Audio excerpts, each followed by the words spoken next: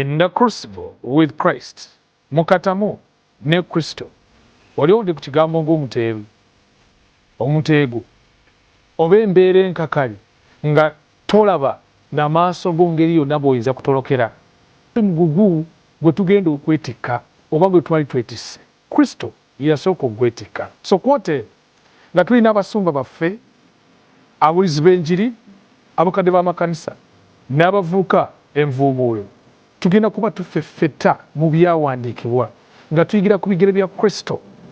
Kiki ekitegeeza okubeera ne Katonda atayinza kwabula mu mbeera zonna. Lesson weekend katuyigire ku bigere bya Kristo. Mukono gaffe ali ku 3ABN, ntwala omukisa guno kubuuzaako mu linnya erisinga amannya gonna erya Mukama waffe Yesu Kristo. Twagala omwebaza kuba akukuumye, akulabiridde, akuyisizza mu bitono n'ebinene, mu buwonvu, mu bikko, mu nsozi, n'akutuusa ku ddakiika eno ng'okyali mulamu. Tumwebaza olw'omukwano gwe gw'alina ogutakenderako yadde mu mbeera zonna. Tukwaniza mu program lesson week eno ssaawa 2 paka ssaawa 3 buli lunaku olwa Friday, that's nga tuyingira Sabbiiti.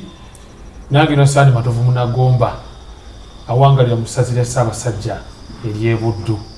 Tuli mu kutunuulira ekinyonyi kino ekiri mu kiguli, bakiyigiriza oluyimba bwekiri siri bwomu. Nina ab'emikwano abavubuka Oluganda lugamba lutekozi abavubuka biki? Envuumuulo. Avubuka envuumuulo. Asoose wali ye muganda ffe Bulaaza Enuka Mwesigwa. Sense nnyo okulaba ssebo. Nange bwenjo. Weewale nnyo okukkiriza n'otwegattako nate mu lesson week eno. Amiina. Omulabi waffe wakatiikiriza nkwanjulire Sister Nakasi Helen. Amiina. Okuva e Kanyanya SDA Church. Bannakanyanya tubatumiddeko mwenna gye muli eyo, mwebale kubanga mutambula naffe, mutwagala nnyo. Manyi nange ndi munnakanyanya wadde ndi munnagomba. Kanyanya gye nasinga okufunira obukristaayo obwentambulirako omusingi. Era ab'Ekanyanya bannaye batuteekateeka bulungi, nabeeranga mu Yona family. Nga nze nsingamu obuganzi kubanga nange nali Yona. So tukwaniza Mwenyezi. Amiina. Mukama yeebazibwe. Nfa kutibuuza ku mulabi waffe. Omulabi waffe atulaba n'abatuuliriza mwenna ku 3ABN TV. Mukama yeebazibwe, tumwebaza nti atukulembedde n'atutuusa ku kawungeeza ka leero nga tuyingira Sabbiiti yaffe entukuvu. Esebo nkadde waffe muganda ffe. Nyongera okubaaniriza n'okubagamba nti okusalawo kwe mukoze okutuuninga okutulaba, Mukama agenda kubawa omukisa era bwe tunaamaliriza programu yaffe eno tujja batweyongedde okusanyuka Mukama waffe. Wow.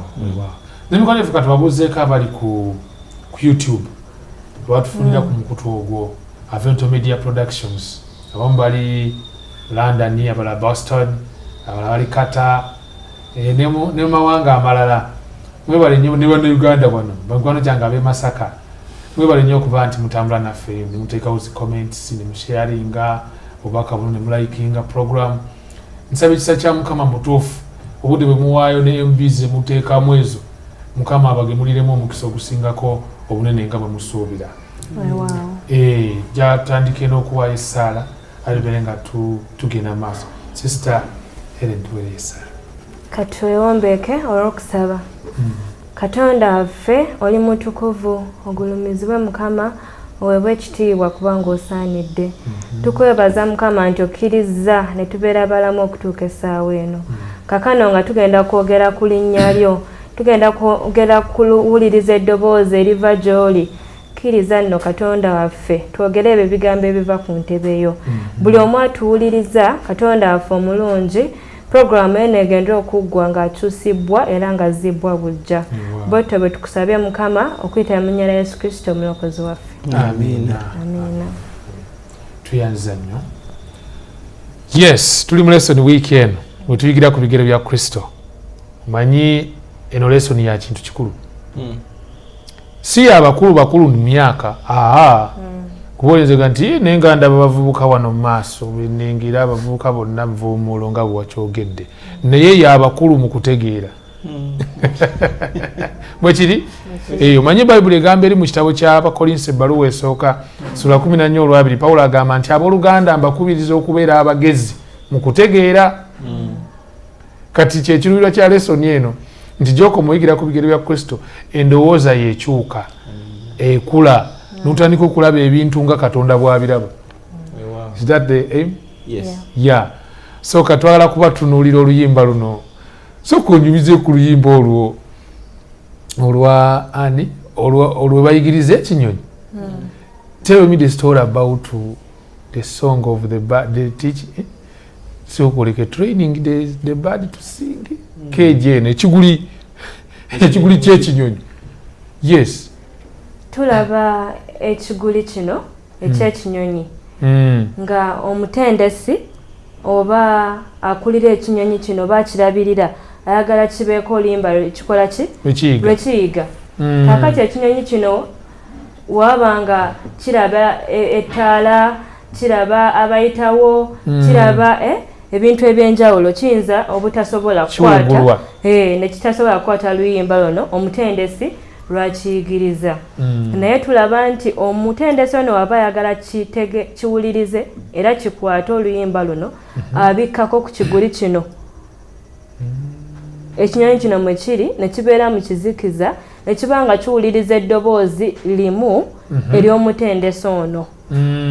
Yesebo enkola eyo muganda nge ogitegeera eyo ey'okutendeka ebinyonyi music wano mu Uganda tuyinza tetukikola nnyo kizibu omuntu kugamba nti nafunye enkoko nenkiyigiriza okuyimba naye ate waliwo obunyonyi obutini babumanyi batera okulaba katuuni ezo abaana bato bu canary birds bwa butini naye nga bwekaba kayimba kasa okuyimba oluyimba omuntu yakayigiriza nga luwoomu oluyimba nga lunyuma okuwuliriza naye ate okukatendeka kitwala obudde kitwala okwewaayo process ebeeramu n'oku bamu n'obulumi nga musaafu batugambye nti ekinyonyi alina okyawula okuva mu bantu nakijjamu awali njiyite noise embeekuulo ebireekaana byonna ebinyonyi ebirala ebiyimba ennyimba zaabyo ebintu bwe bityo n'abikkako kireme nakulaba biki birala n'alyoka ayigiriza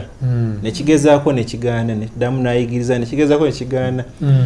Ebimu ku byanyumidde mu eno lesoni nti nanyini kinyonyi kino akiyigiriza kuba ayagala bwe kiba kiyize ayagala akishowing off simakyakitega mu akyolese nti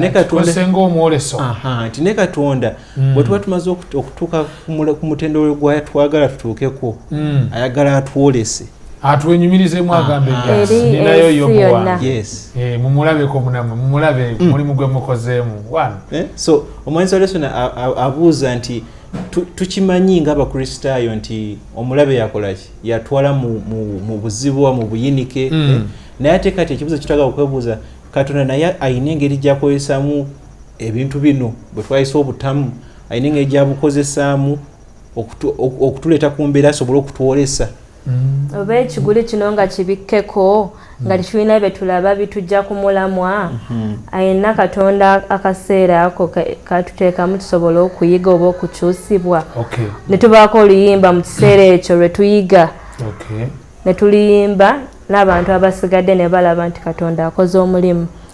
Kugamba nga Pawulo ne Siira nga bali mukomera basajja babatadde eri munda ne babateeka mu nvuba dark tulina wodda tebatandika okuyimba ennyimba za Kristo.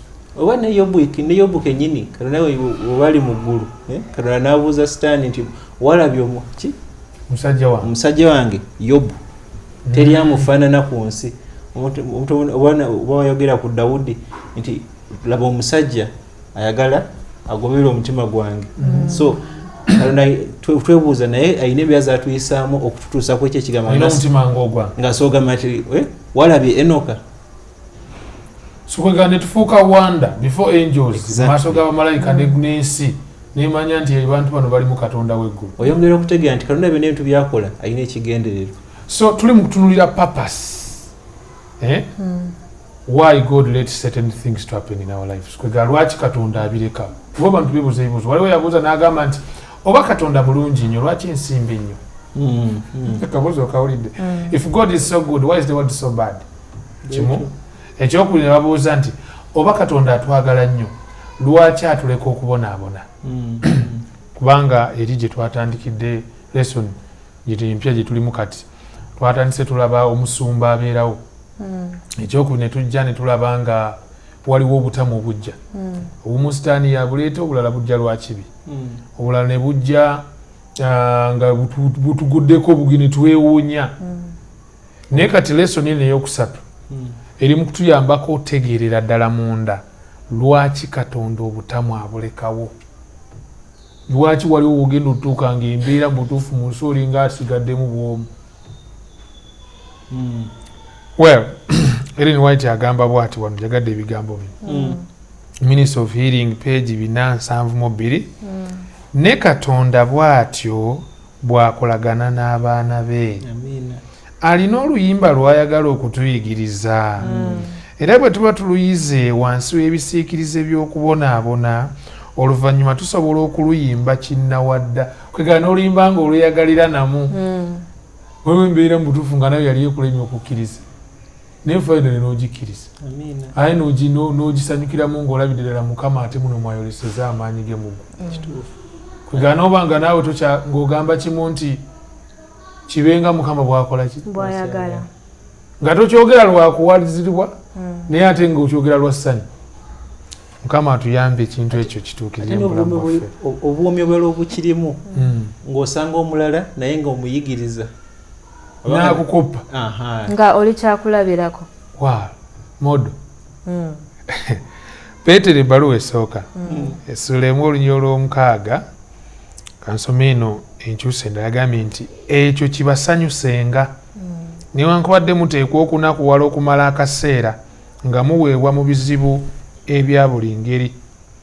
Kibasanyuse ng'oli mu kazikiza kaliko ogambye ak'ekinyonyi. Baire mumpe ku byokulabirako nga tunaba kweyongerayo. Eby'abantu bojjukira. Wannakaagadde wano byakulabirako ki by'oyinza okulowoozaako mu Bayibuli. Katonda mwene mwakaalakaalira n'abantu be n'abatwala mu mbeera gy'amanyidde ddala nti ejja kubaamu okubonaabona.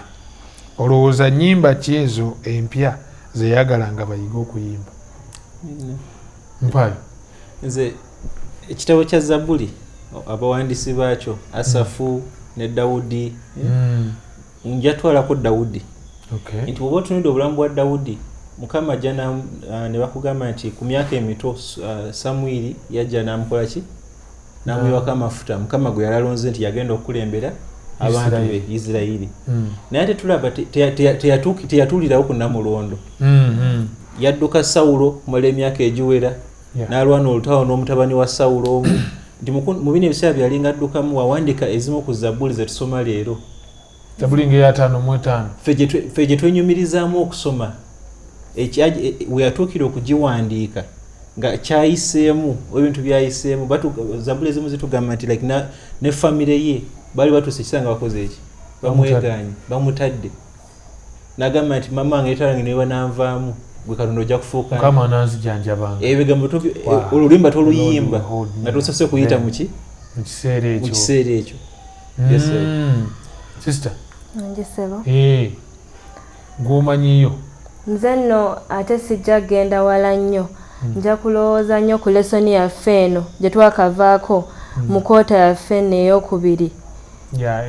Mubaddemu abasajja. Ibulayimu Katonda yamugamba ave mu nsi ye agende wa? Eri gy'ensi gy'ali mulaga. Akimanya ensi gy'amusindika we yatuukayo ate ne wabaayo ki? Enjala. Ako nno si kaguli nga bwe tu ekiguli ky'ekinyonyi. Waliyo enjala. Katonda ayagala oluusi atutwala mu mbeera ezo ne tutuukayo tubeere nga tumwebuuzaako. Tubeere nga tujjukira nti waatali tetusobola kukola ki? Nti yatuyamba yatukulemberamu. Era waliwo ne kye nayongedde okulaba nti lesoni eno yabadde n'emiramu emikulu ebiri nti mu ngendo zaffe zino ze tuyitamu ez'enjawulo mu nsi muno Katonda yakola atya yatukulemberamu ate bwe tukitegeera nti yatukulemberamu ne kituwa okubanga emitima gyaffe gikkakkana comfort ne kituwa amaanyi ne kituwa okubanga tulina okwesiga Katonda obwesige mu ye ate bwe tukitegeerera ddala ekyo nti Katonda yatukulembedde ne tufuna n'obwesigwa tutuyamba okula ne tukyusibwa ne tulaba amaanyi ge. Webalenye balire ddala kati lwe luyimba lwaffe lule tuyimba yonaja endaja ntwala yonna semulugunya sositya bwenkulemberwa Yesu. Ate nno nzijukiza oluyimba oluli ku namba ya 7:5 nti omusingi gwaffe muki munywevu mulimu ebigambo ebirungi nti mu migga gy'ennaku teweekanganga lwaki kubanga naabeeranga wamu naawe. Ebigambo ebirungi lesoni eno eri mu kutuzza amaanyi kwegamba tuli mu kweyongera okutegeera nti embeera gye tuyitamu nga Uganda kale n'ensi yonna nze ndi muna Uganda kati so njogera ku Uganda yange ebintu bibiri eno embeera si nyangu bantuuze siba nsi bokka naye n'ekkanisa abantu bali mu questioning obulungi bwa Katonda naye wano tuli mu kuyambibwa okukitegeera nti Katonda alina oluyimba lwayagala tuyimbe nga ate luwooma naye tuyinza okwetaaga okusooka okunywa ku bikaawo okugogola eddoboozi tugende ku Sande tulabe okwolekera ensi ensuubize olugendo lw'abaana ba Isirayiri wano sister walabye otya ku Sande eno waŋŋambye ekintu wadde okiikenenyiza bulungi okwolekera ensi eno eyaffe ensi ensuubize eri abaana ba Isirayiri. We twalabye mu nnyiriri twasomye nti batuuka Katonda abakulemberamu ng'akozesa ekire empagi ey'ekire n'empagi eyaki nga batambula ekiro n'emisana naye ate gy'abayisizza ku luno abatuusizza nga mu maaso gaabwe waliyo ki ennyanja mabbali n'amabbali waliyo ki nsozi emabega balengera ki abalabe abava ewa Emisiri ejje eddene ndaba akakyabagaawo ndaba nga akaseera nga bannange kazibu naye kyenasinza okwetwaliramu nti Katonda teyaleeta abaana ba Isirayiri kubateekaawo kubasindiikiriza mu kibi oba kwemulugunya oba bamuveeko yalina papas era gye tugenda okulaba okuyita mu lesoni yaffe eno eya wiiki eno eki yonna nti Katonda ayagala tufune obwesige trust tufune obwesige okuyita mu bisuubizo bye tulabe nga waatali tekisobola kubeerawo era twalabanga okusaba okwa Musa kwaddibwamu Katonda n'abawa ki okuddibwamu.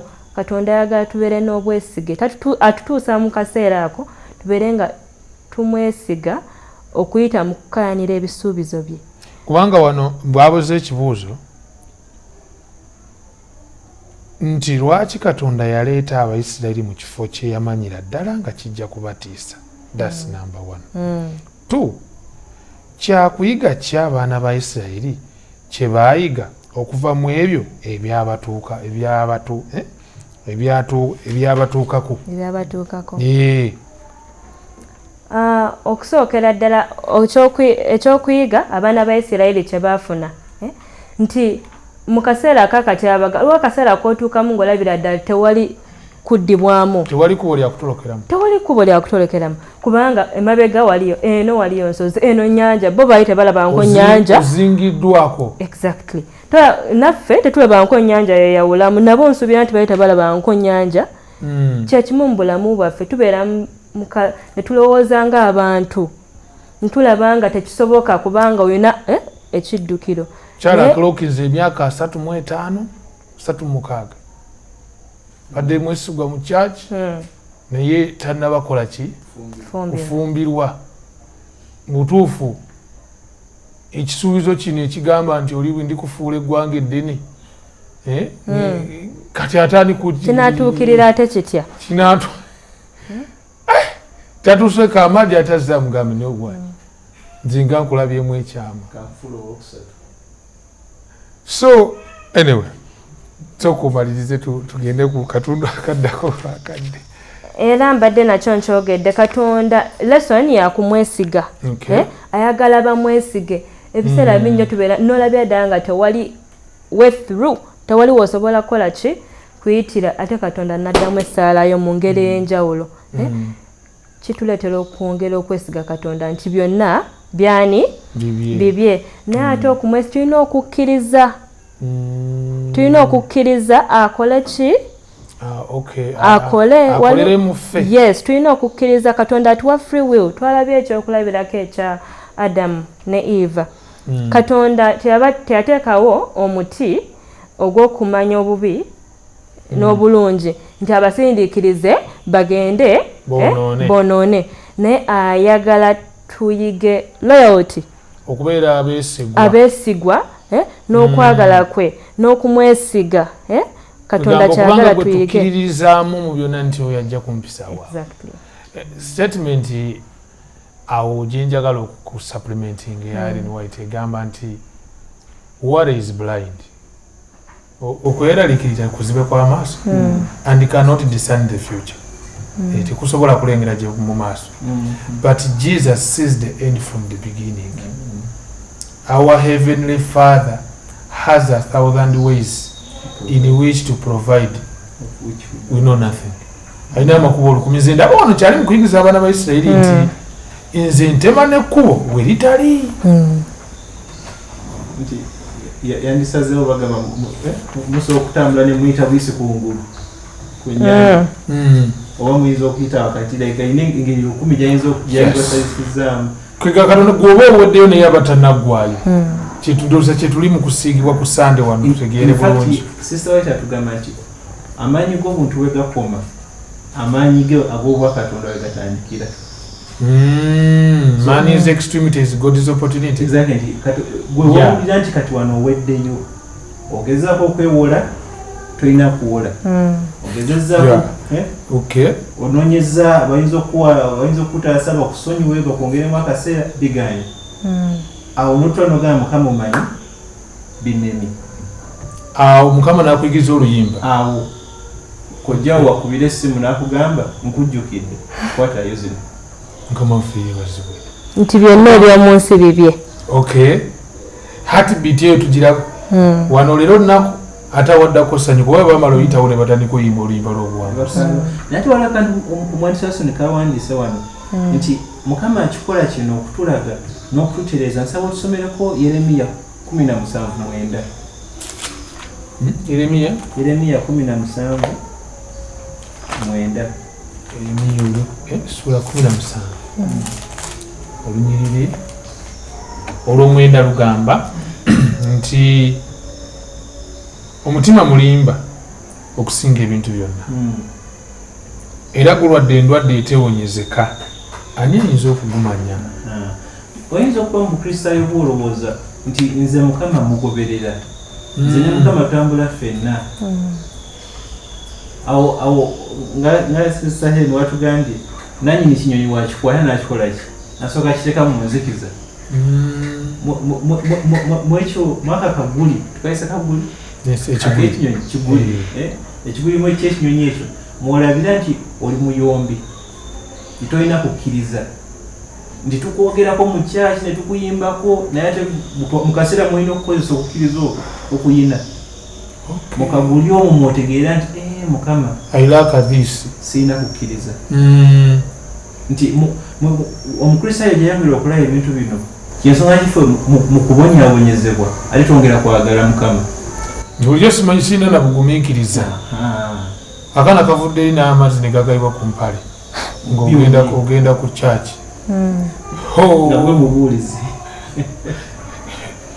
Kwegamba katugende ku mazzi gano agakaawa oba heartbeat nga wetujogeddeko. Leero tusanyuka tunakuwala ne tusanyuka.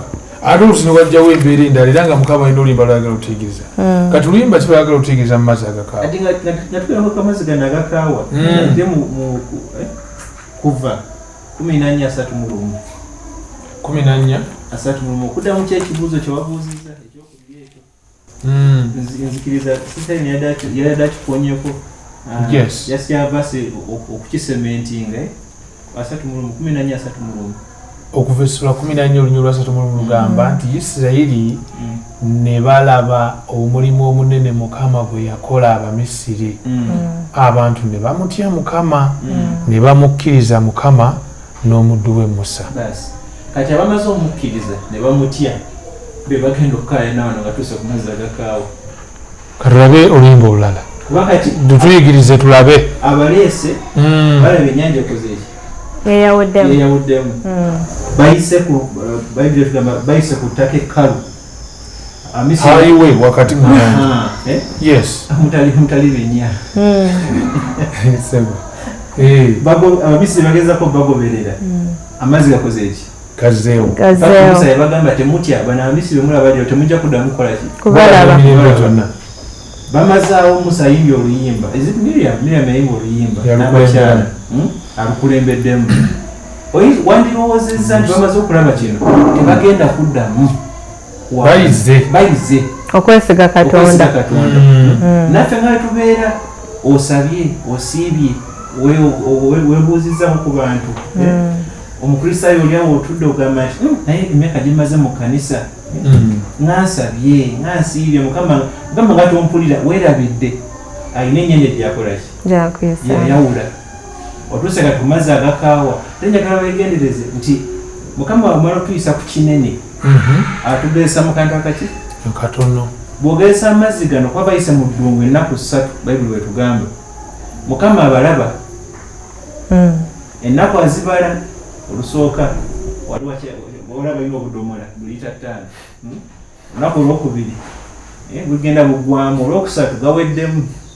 abalaba Katonda alinze abantu be bolese okukkiriza bolese okwagala n'okumwesiga nti yatusaasira luli bajjukire bino bye tusoma nsaba otusomere okuva 17 osomere olunyiriri olwosooka n'olwokubiri mbadde nsaba kantwala omukisa guno kusaba ssebo tusooke tuwumulemu bwe tumaliriza tukomewo ntandikirawo program lesson weekend ku 3ABN TV kkiriza gonda Katonda atuyisa mu mbeera zonna zetuyitamu tusobole okukula mwe tuyigira okwesiga Katonda naye Mukama yatulekera okwesalirangawo obutagenda mugulu kusalawo emirembe essanyu wakati musisinkano ne Mukama bw'oba onaava mu kubeera supplanter obeere Israel the blessed tetuteeka kubifuna nga tuyita ate mu kumenya biragiro binamateeka tuyiga okubanguka mu byawandiikibwa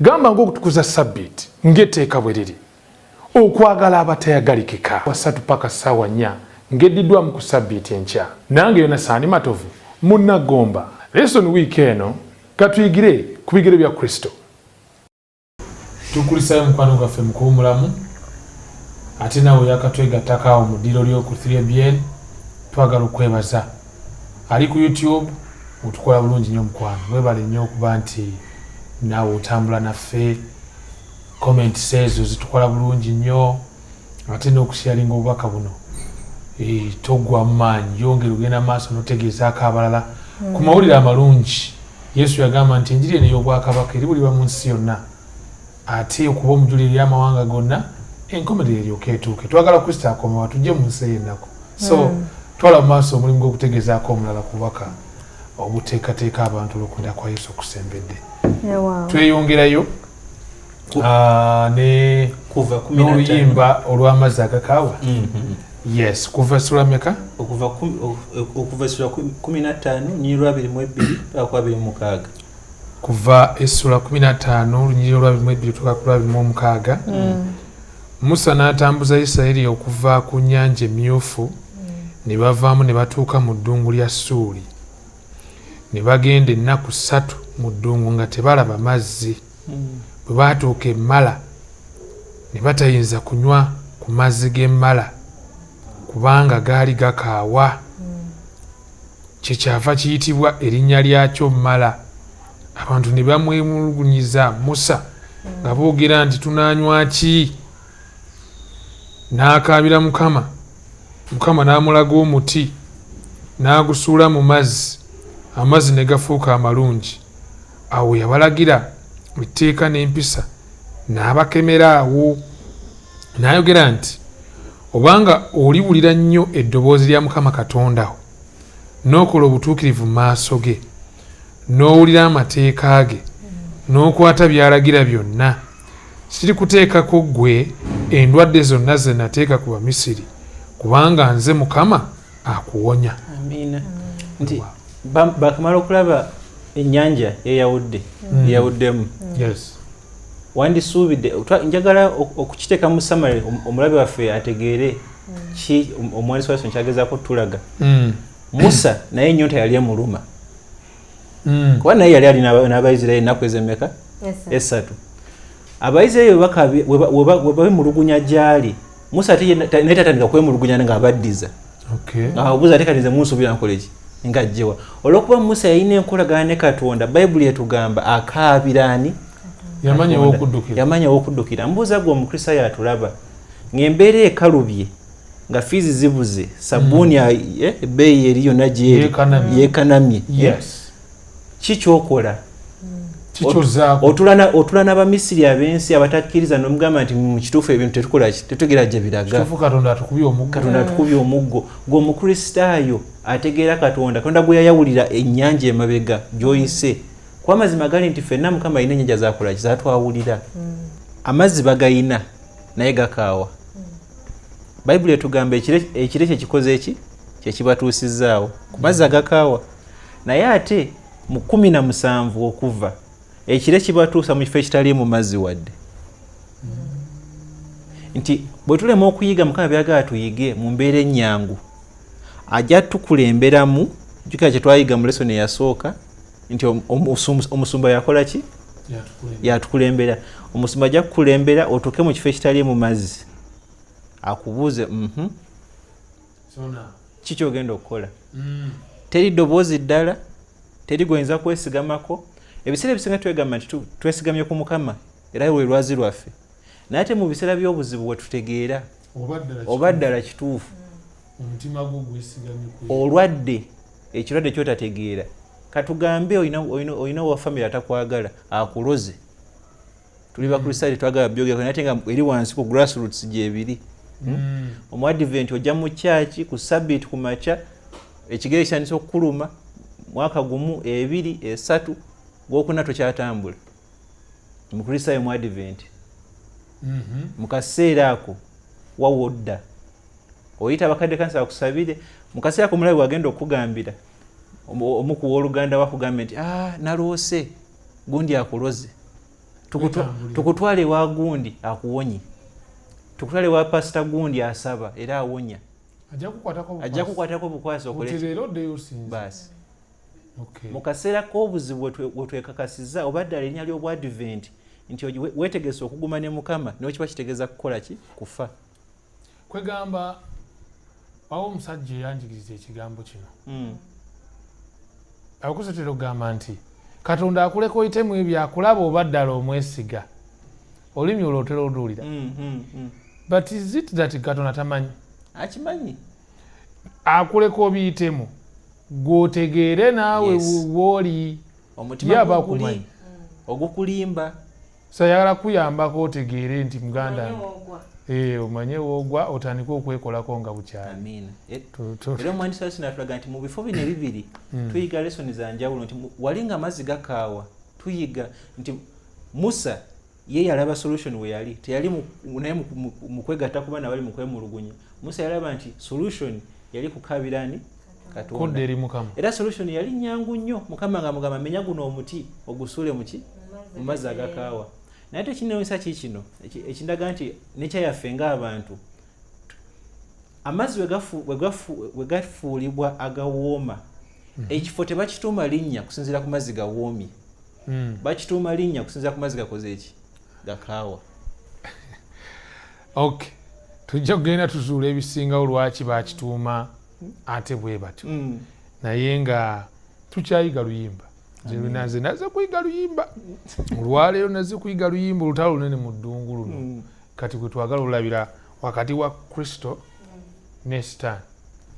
mwanyinaze olutalo olunene olwo wotuyigirawo oluyimba ki?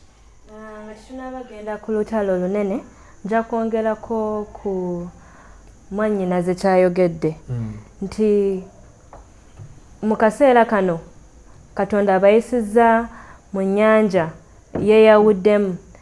Kyanjigiriza nze ng'omukristaayo Katonda alina byampisaamu naye do I recount God's blessings? Nzijukira Katonda byampisizaamu.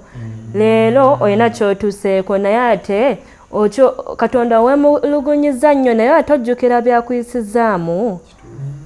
Waliwo yakuwanguza. Nalabye nti tulina okuyiga okujjukira Katonda byatukoledde. Oba tugule ebitabo tuwandiike. Nteesa kyandibadde kirungi n'ofunayo ka memory book. Memory book ng'owandiikamu ebirungi Mukama byakkoledde. Embeera bw'ezibula n'otandika okalivayizinga. Wadde ku ssimu yo kwennyini waliwo app bwa notes. Abavubuka abakozesa essimu zaabwe iPhone togigula just kugitunuulira oba Samsung. Kiteeso kyange ngalo nga takyagadde. Si kibi tuleme okwerabira. Kuba oluusi obwongo buno bwerabira ebintu byetutwalaganya biri naye bw'oddayo n'osoma mu katabo ko nti buli mwezi nkalivayizinga kayinza okukuyamba okuba confident. Olutalo olunene twalabye Yesu. Kakati nga tetunaba kwogera ku Yesu kye nasoose okwetwaliramu nti ebikemo ebimu ebijja mu bulamu bwaffe bigendera ddala ku bintu oba bye twagala oba bye twetaaga byetusinga okwettanira. Kakati oli ku mulimu gwa accountant olina osobola okuyisa ssente naye ate olina abakubanjeeri. Osobola oddebitinga wano kyewandi creditinze ate ne batategeera. Kakati ebikemo bino oluusi bijja ku bintu byetukola ki naye Katonda tabikkiriza betwagala oba betwetaaga akaseera ako. Naye twalabe nti Katonda tabikkiriza okujja gye tuli naye lwakigendererwa nti olw'obulungi bwaffe kyongera okukukuza kyongera okukyusa akaseera ako nguwangudde ekikemo oyongera okubeera omuntu ow'enjawulo n'obeera ng'olina eddala ly'otuuseeko bw'oba osobodde okukiyitako. Bw'osobola okukiyitako nga example oba ekyokulabirako kye baatuwadde ekya Yesu Kristo nti sitaani amukema okuyita mu byakulya kubanga amanyi nti asiiba enjala ekola ki amugamba buuka ogwo kuba kimanyi nti Katonda asobola okusindika bamalayika ne bakola batya. Naye nga wonna akwesyoninga nti oba oli mwana wa Katonda. Kakati kye nayongedde okulaba awantu awo nti Katonda naye yakkiriza Yesu Kristo ayite mu mbeera eyo okutulaga nti ye Masiya ddala kubanga awangudde ekyalema jjajjaffe ani Adamu owokubiri. Tulabira ddala nti agwanidde oba asaanidde ddala okubeera ani Masiya oba omununuzi waffe akaseera kano ng'awangula ki ebikemo bino. Naye waliwo akalala ke nnalabye nti erife abantu oluusi tulemererwa okuyita mu bikemo bino siwo. Kakati twalabye nti oluusi mu kifo ky'okubanga okuyita mu bino ebikemo tukyusibwa oba ne tutereera oluusi ate tusiriira. Omuwandiisi yatugambye instead of we get burned instead of rather being purified. Nti tuyinza osiridde yandibadde alongoosebwa okuyita mu bikemo bino naye ate wabaddewo essuubi nti newobanga osiridde obanga ekikemo kino tokiyiseemu Katonda yatuyimirirawo yatuwangulira. Waliwo essuubi nti newobanga gwe chief siina waliwo essuubi nti osobola okudda ewa Kristo yakuwangulira n'akulongoosa n'oddizibwa bujja. Oba obadde onaaba sabuuni n'agwa wansi tobivaako nti naye nze nakooye sabuuni agwa bugwe mulonde wuusigale ng'ogenda mu maaso. Weewaawo. Bigambo bibino disadvantages. Emirundi mingi nga tuteekeddwa mu mbeera y'okugezebwa tubuusabuusa nti omwoyo wa Katonda y'abadde atukulembera kyalibanga Mukama tali wamu nange naye yali mwoyo eyakulembera Yesu okumutwala mu ddungu okukemebwa Sitaani. Katonda bw'atuleeta mu bigezo aba alina ekigendererwa ekyokutuukiriza olw'obulungi bwe. Yesu teyeesigulira ku bisuubizo bya Katonda n'amala geetantalabikemu. Kibayita presumption mu Lungereza. Kanko ekyokulabirako Esebo. Bayibuli etugamba mu Mako 16 bino binaagobereranga abakkiriza. Okay. Banaayogeranga n'ennimi, banaalumibwanga emisolo ne bakola ki? Banaalinnyanga ku njaba ne zitabaluma. Banwanya obutwa. Nze eno kankedde ku makya ekyawandiikibwa nkisomye katugeze ye morning devotion gye nkoze. Esebo. Ngenze ku dduuka nsabye obutwa bw'emmese.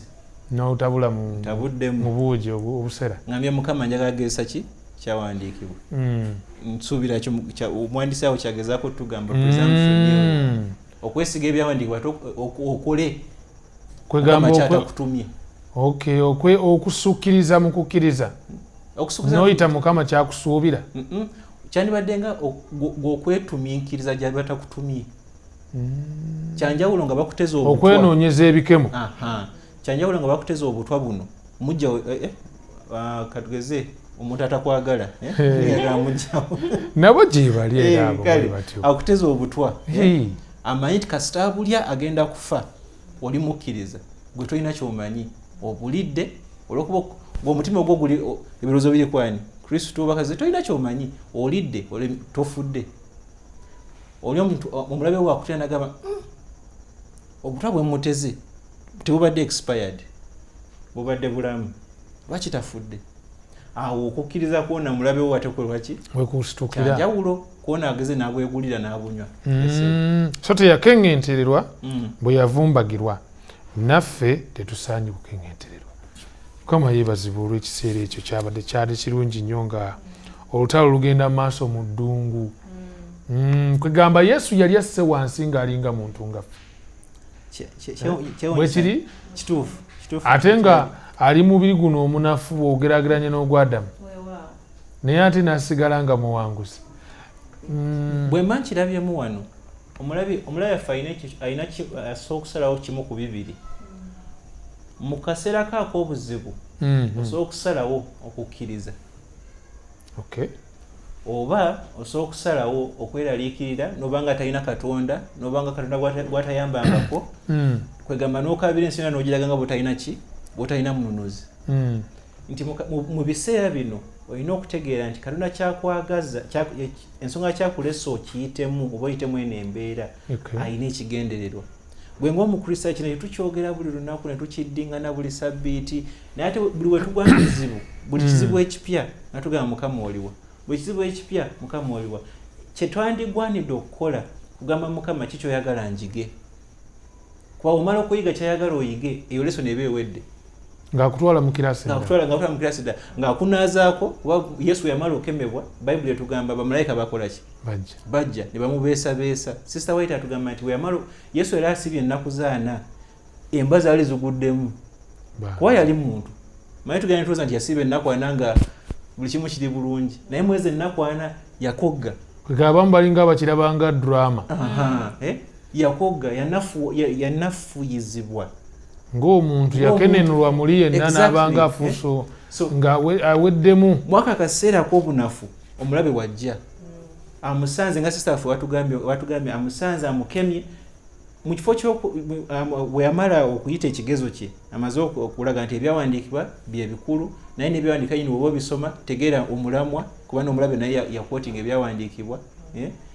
Bwe yamala Bayibuli etugamba bamalayika ne bava mu ggulu ne basindikibwa okukola ki okumuweereza. Nsaba otusome just kimu nga tugenda ku lunaku oluddako ndoza kibadde ogenda okungamba Bebulaniya essuula esooka onyira 14.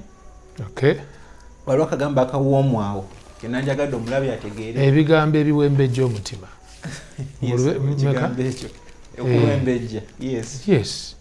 Bebulaniya 1:14 ayogera ku bamalayika bonna si gye emyoyo egiweereza era gitumibwa okuweereza olwabo nga gitumibwa okuweereza olwabo abagenda okusikira obulokozi. Ife bamalayika basindikiddwa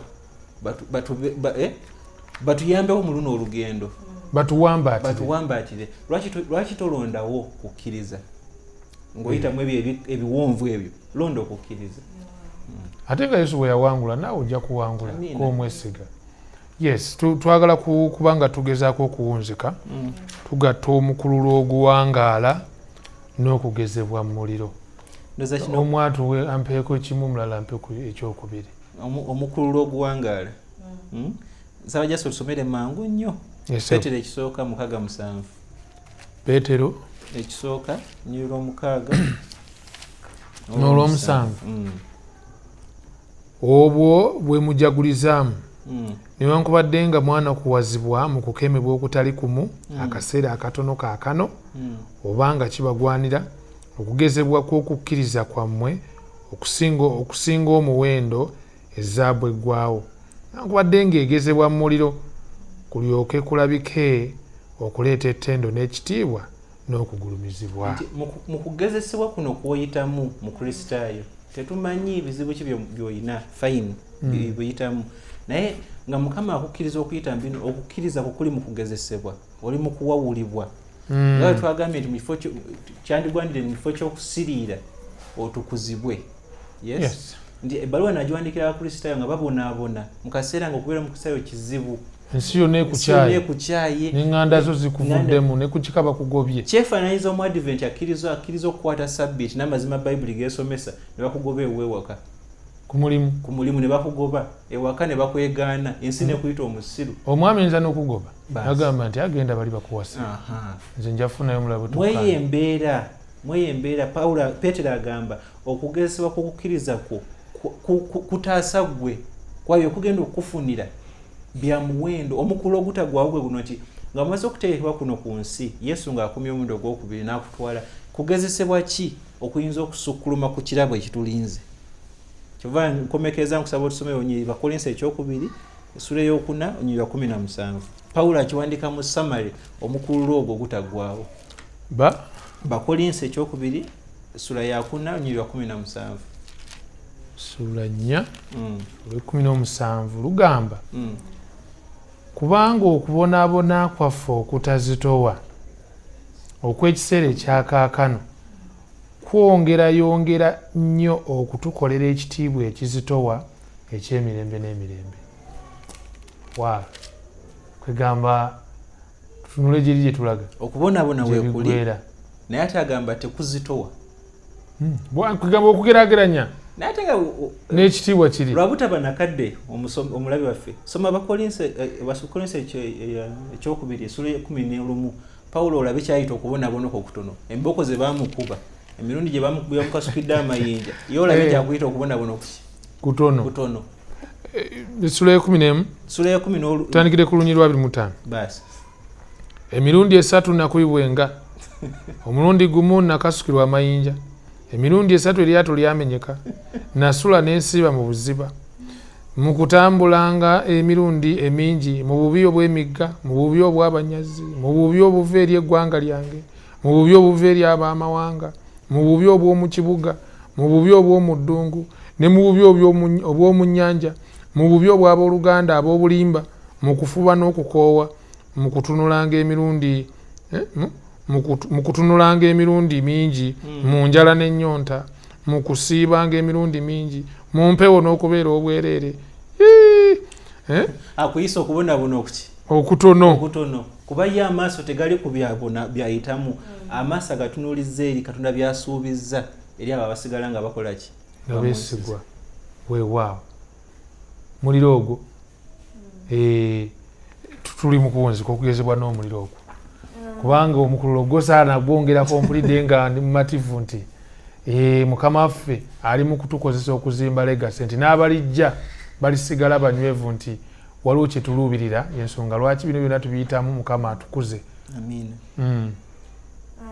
Ojja kunzikiriza nyongereko katono Mukama wange nga ngamba nti Katonda kikyatwagaza wadde nga twalaga ekyokulabirako eky'abantu bano nti baali basaasaanye ate nga batono mu namba abaliwa abantu bano Peetero bayogerako baabulira ebigambo bino kakati kyekimu naffe mu bulamu bwaffe gye tukolera omuadvent oyinza okuba oliyo omu bw'oyogera ku sabbiiti tababitegeera bw'ogamba nti tulina assignment tujja ku sabbiiti tugimalirize bw'obagamba nti nze sabbiiti wadde assignment we tebasobola waliwo obutakutegeera naye Katonda kikyayagala ayagala genuine faith okukkiriza nga ddala kuva ku ki ku mutima lwaki tubeere nga tujjukira nti Kristo yatufiirira ki okukkiriza kuno okuli genuine kuva kutegeera Kristo kwegamba okukkiriza okw'amazima kyogamba kuva kutegeera Kristo kyatukolera wa ku musaalaba ne tulema okuva ne tutunuulirira ddala eri ewa emitala gye twolekera nti tulina garanti nti yafa n'azuukira kakati okugezesebwa mu muliro twalabye omuvubuka ono namusaasidde nnyo nawulidde nga omukristaayo ayita mu bizibu ate ne neeyongera okutegeera nti kuyingira mu kanisa oba mu kisibo kya mukama waffe tekitegeeza mirembe nalabye nga omuvubuka ono yali mubbi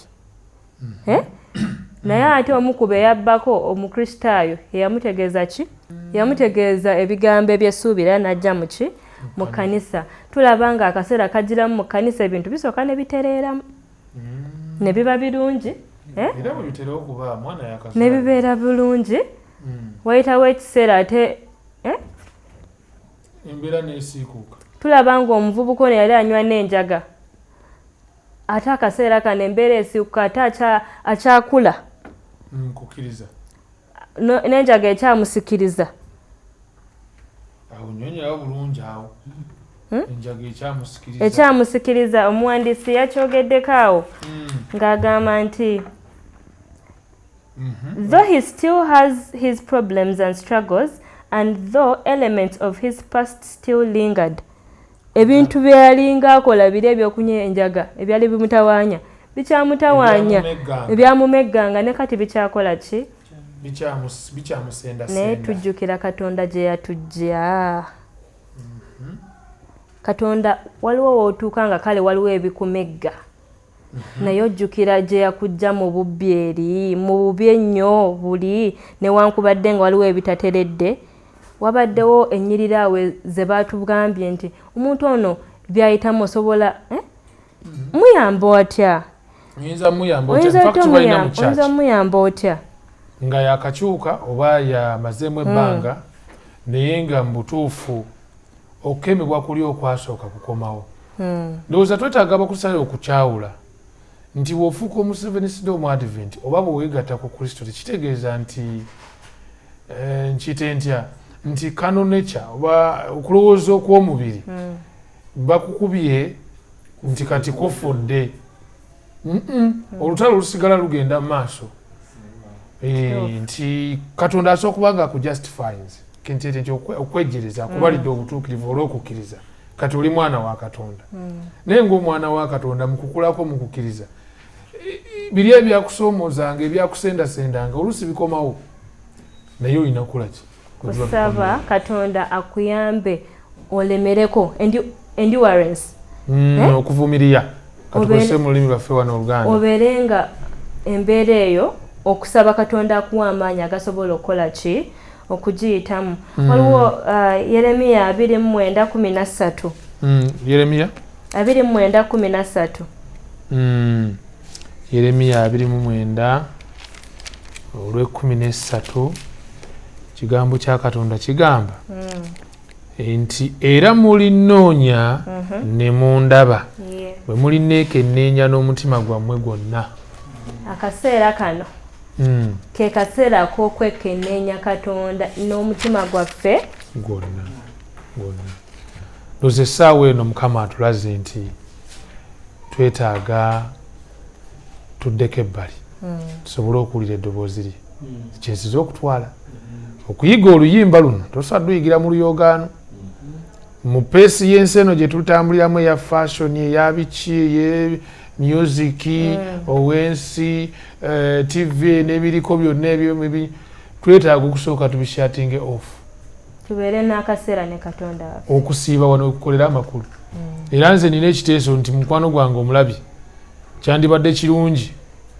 eddoboozi ya Mukama oba tokyaliwulira bulungi oweeyo akaseera mu kusaba n'okusiiba osobole okutereeza enkolaganayo ne Kristo musobole otambulira mu mukwano ogwo nga muwuliziganya bulungi kuba communication buli bwefa n'omukwano gukola ki gufa ate bwe gufa okukkiriza nakwo kukola ki kufa kosi okolebwa lwaki lwakukkiriza kati okukkiriza bwe kuba kufudde olwoba osigaza ki ng'ogenda mugo okay. Kati mukadde wange olw'ensonga ezo nsaba otuweereyo okusaba